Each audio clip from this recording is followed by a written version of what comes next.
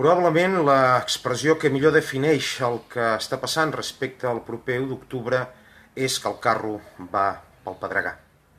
Hem passat d'un inconscient i naïf votarem com sempre a un angoixant votarem com podrem o com ens deixaran. Queda clar que amb aquest 1 d'octubre que el que és impossible és fer un referèndum d'independència dins de la legalitat espanyola.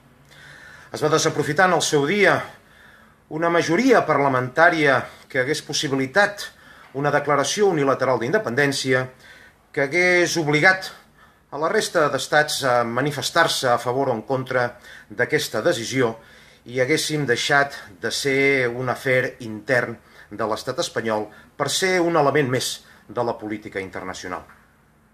Per altra banda, aquí s'està parlant que això va de democràcia.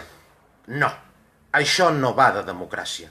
Això, primer de tot, va d'independència a través, naturalment, de la democràcia.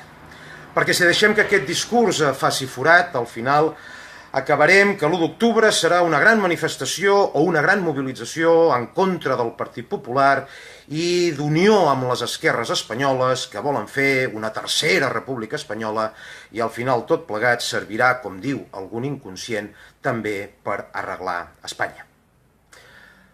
La veritat és que fer una independència d'Espanya no és fàcil, ha quedat a bastament demostrat, i no es pot fer només sortint al carrer 4 tardes amb un somriure als llavis.